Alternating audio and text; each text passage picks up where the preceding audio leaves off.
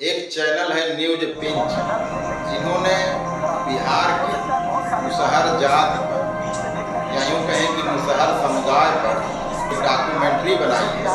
इतने दिन से हमारा देश आज़ाद हुआ है, पता नहीं कितनी सरकारें आई, कितनी सरकारें चली गई, लेकिन आप इस डॉक्यूमेंट्री में जा कर के देखिए कि आज भी वहाँ क्या स्थिति है। न्यूज पिंच चैनल का नाम है और उस पर पूरी डॉक्यूमेंट्री प्रदर्शित की गई है। नमस्कार। कहने के लिए तो ओबीसी, दलित, एससी, एसटी, सामान्य ये सभी हिंदू वर्ग में आते हैं, लेकिन इन्हें कहीं मंदिर में जाने से रोक दिया जाता है, तो कहीं देवी देवताओं की पेंटिंग चित्रकारी बनाने से रोक दिया जाता है। लेकिन हमारे देश के नेता जब वोट लेना होता है तो इन्हीं गलियों में घूम घूम कर वोट मांगने जाते हैं और उनके पैरों में भी गिर जाते हैं। उस समय छुआछूत, अगड़ा पिछड़ा कुछ दिखाई नहीं देता है। बस दिखाई देता है तो किसी तरह से इनका वोट ले करके मुझे विधायक, सांसद, मंत्री और अन्य तमाम पद लेना है। इस पर मुझे एक बहुत ही मार्मिक कविता याद आ गई।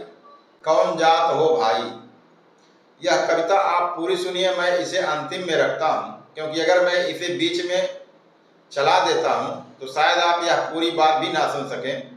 कहानी है बिहार के मधुबनी जिला के एक महिला चित्र कलाकार की, जो देवी देवताओं के चित्र बनाया करती थी, लेकिन दलित होने के कारण उन्हें इससे भी वंचित कर दिया गया, जिनका नाम है शांति देवी।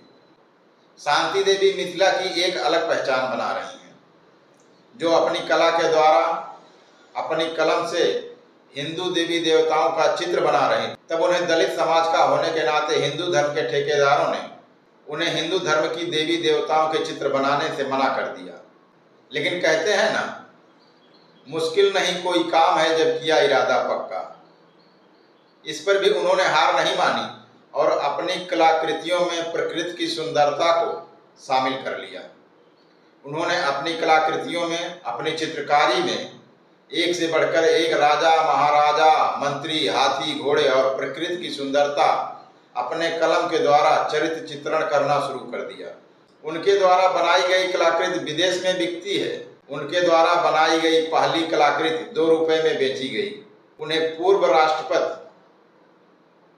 डॉक्टर रामनाथ कोविंद जी के द्वारा पद्मश्री सम्मान दिया गया। यह कविता बच्चालाल जी के द्वारा उनमें शीर्षक से लिया गया है। नमस्कार, मैं हूं धर्मेंद्र निषाद, आज के दर्पण के लिए।